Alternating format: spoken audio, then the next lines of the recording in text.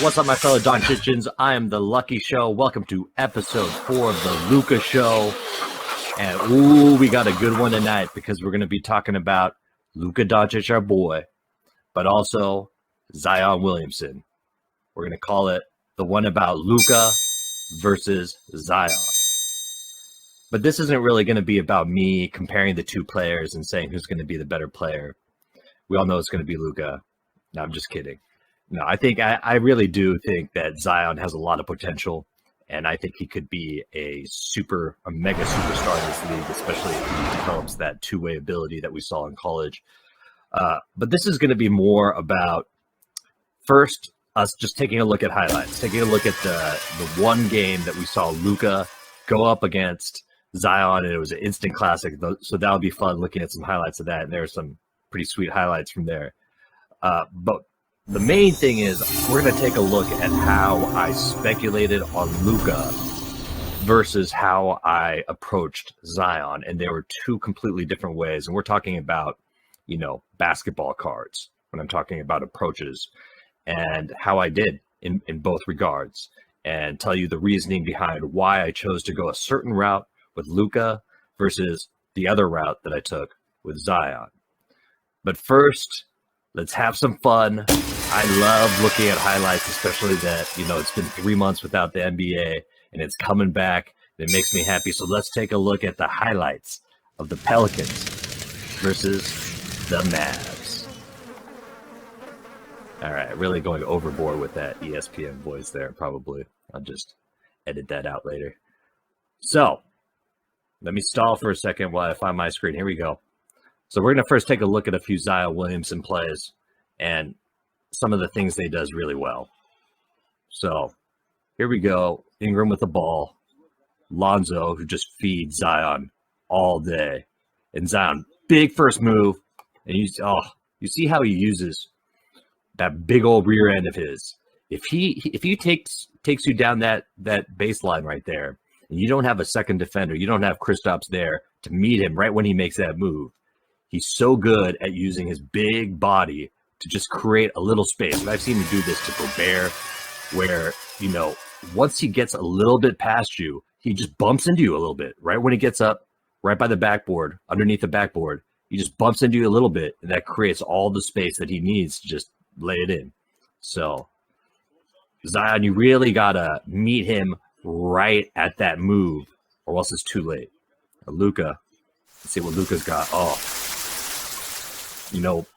LUKA with the step back, he does this to pretty much everybody. We saw it against LeBron. Let's take a quick look at that again. And this is what LUKA does. And we saw that when he did it to Clint Capella. When you have a defender at the top, give him that space right there. That's enough for LUKA to know he doesn't need to do his full step back. He almost does the side step, right? And it's a very accurate shot for him when he doesn't have to take the big step back, right? So when a defender is just giving him that much space, he just does the little side step into a three-point shot, right? And it's something that he does quite frequently. Let's take a look. I love showing LUKA LeBron highlights. But let's take a look how LeBron did this. Again, LeBron with that space, right? When LUKA has that step of separation, he knows he can just do a little side step into that three, and it's not going to be blocked. And it's one of his deadliest shots, the little side step. All right, let's get back into some more highlights here. Let's take a look at some Zion. Once again, in the block, gets the ball. Watch, this one-on-one isolation, little move, little pump fake. And so good at finishing on either side of the hoop. Has really great touch. Really, really great touch. Doncic, look at those defenders flying right into a Curry three. All right. So, Doncic had a huge game, right? He had 30 points, 10 assists, 17 rebounds, and was just a beast. He did have quite a few turnovers, 7 turnovers, but he was a beast in this game and made big plays. So, let's take a look towards the end of this game now. Zion, on the other hand, he had that 20-point streak going on, and he was looking pretty bleak. And this game went into overtime with what's his name, Melly, Melly hit a miracle 3 over Kristaps near the end of that game, but Zion really turned it on. He came in overtime and really turned it on and showed that, you know, when the pressure is on, he wants that ball. Let's first take a look at some of these highlights towards the end of the game. Doncic there, look at that. That's Drew Holiday there, guys. And that's just an underrated part of Luka's game. You put him in the block, right? And he's just so much bigger. He's so much bigger than a Drew Holiday. And Drew Holiday, obviously, a first-team, all-defensive type player. Luka just so skilled here. Already such a skilled player. Easy little deuce. Makes it look so easy. All right. Here's Zion. This is Zion back in the game in overtime. Again, they don't meet him in time. Kristaps late there. And Williamson just such touch again around the hoop. This is where it starts getting really good. Look at this tie game. Here's that little separation again. And here we go again. You see the defender. One whole step. Luka knows exactly what he can get off here. And again, this one is just not even a side step. This is like a mini step back or a little jab. But a huge 3. Love that reaction. Shows you how fearless he is. And this was just such a beauty. Just drops it right in the sweet spot. Kristaps, so long, so lethal. Just beautiful, beautiful basketball. And this up to 30 seconds. And this is a little bit reminiscent of that Paul George play. Again, just look at the moves here. Unrushed, pulls it back. Oh, then back around. And then the right play, really. To a miss, but then Luka just showing his all-around game. 17 rebounds. 17 rebounds. Now, Zion finished with 21 points, 6 rebounds, 3 assists. Not horrible, you know, but Doncic with 17 rebounds, especially that last one there. That was a huge rebound.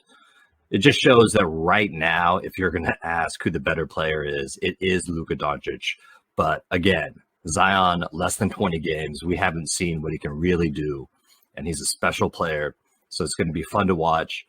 The first matchup, Luka takes it. But Zion showed his heart, showed that when it's in the clutch that he wants the ball. And, you know, he makes the game look easy, just like Luka. All right. Let's get to some fun stuff here. Let's talk about how I approached Luka versus how I approached Zion. Now, Luka, I used the word speculate earlier because that's how I view it. When you're looking at like the dollar amounts that you're looking at to buy a basketball card of a player like him, you know, it's a gamble. It's a gamble when you consider the history of the hobby, right? You look at players like Blake Griffin or Derrick Rose, players that you thought were going to be, you know, mega stars, Mount Rushmore of the hobby type players, and then it turns out not to be the case. So in that lens, you know, Luka, an incredible epic start to his career, but, you know, he doesn't have championships, and that's going to have to come in order for him to start becoming more of a safe play than a speculative one.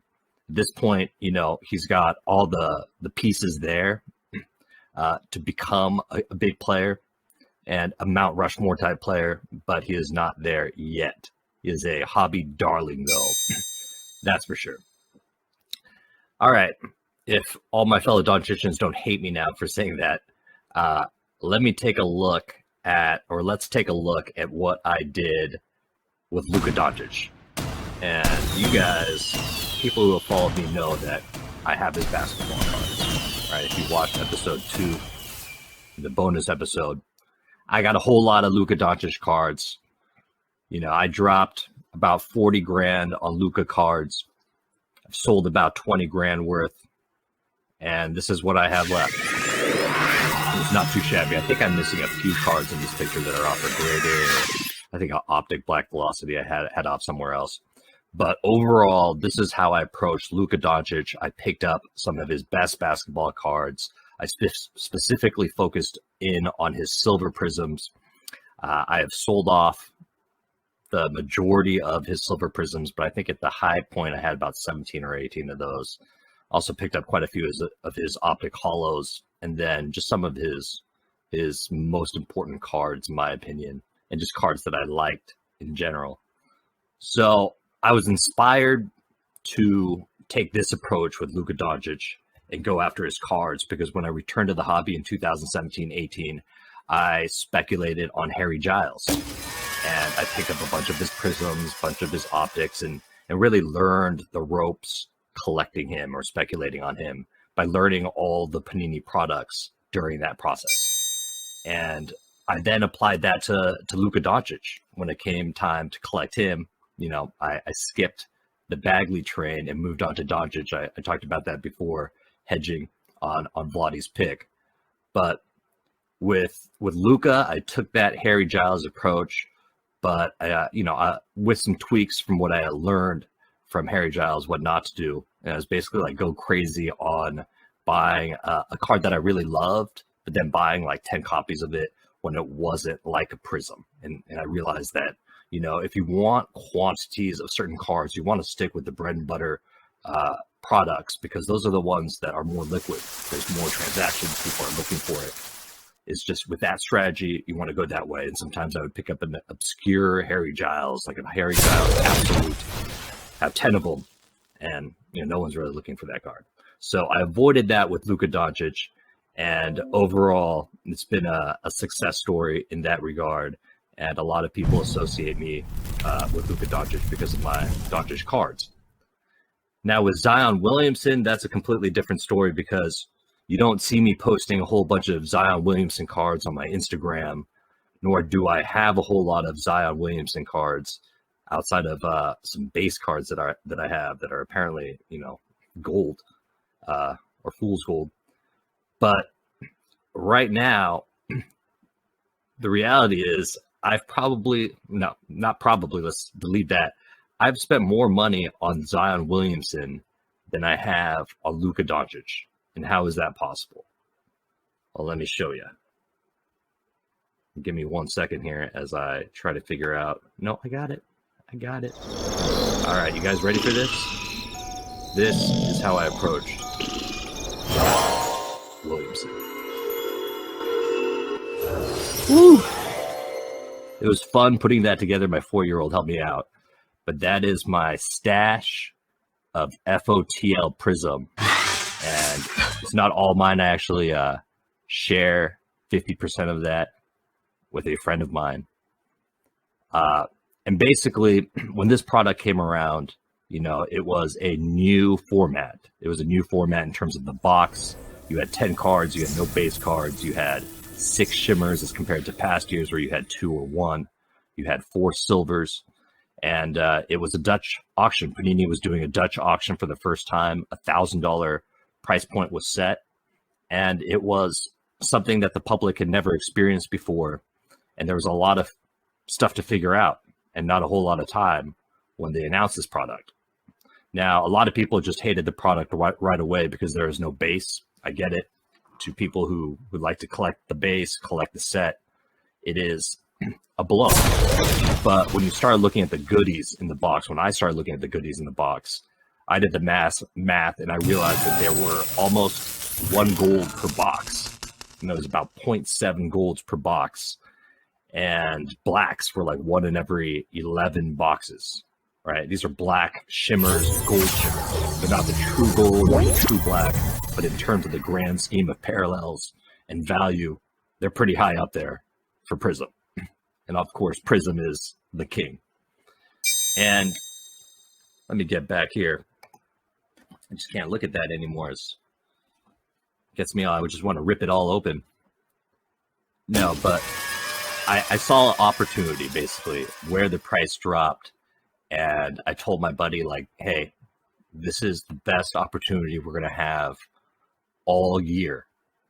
This box right here. And it wasn't planned that we were going to buy, 150-ish boxes of FOTL.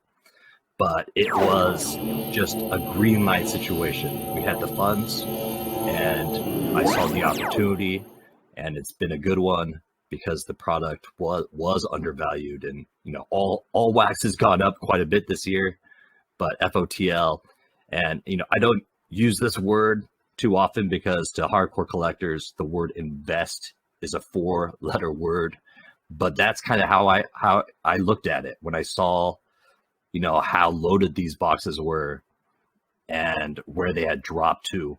And I set the price of $500. I was going to buy this box for $500 bucks, and once the price went up beyond $500, I was done. And I had quite a bit of time actually to buy FOTL boxes, so that's why I have the mega stash of FOTL boxes. I think it's beautiful. But anyways, why also load up on boxes on Zion Williamson, right? And I wanted FOTL boxes. I didn't think to that volume initially, but the reality is I was a little fearful of this year, right? Buying up a whole bunch of Zion Williamson cards that were double the price of Luka to begin with. And then the fact that he was coming off of an injury, I was really concerned he was going to be on a minutes restriction, which he was, but that he wasn't going to be able to put up the stats that he did. And, obviously he took those minutes that he had and he killed it, right? There's no denying that. But I was hesitant, just that he would have the hobby impact that he did if he averaged 13 points and 5 rebounds in 19 minutes and the Pelicans did nothing. But I knew if I had wax, that the price of the wax wasn't going to drop, right? Cards could drop and can drop pretty drastically. But with the wax, it felt like more of a safe play / investment. Shoot me, guys. I'm no longer I think my collector title has been stripped from me. I hope not. I'm going to reach out to my true collectors and see if it's the bridge has been burned and the damage is irreparable. All right. I'm blabbering on. This was a fun one. I hope you guys enjoyed it. I enjoyed showing off and dissecting some highlights. I hope you guys have fun. Actually, let me tell you guys real quick. When I get to 100 subscribers, I'm giving away a LUKA Doncic numbered, a low-numbered rookie card from my collection. And it's a painful decision, but I'm going to do it. I'm going to put up a lot of contests over the next couple of months, and you guys are going to have a chance at a lot of LUKA Doncic cards. And I hope that's fun for you guys, and I'm going to get a kick out of giving away these cards. So thanks for tuning in. This has been episode 4, Luka versus Zion. Peace.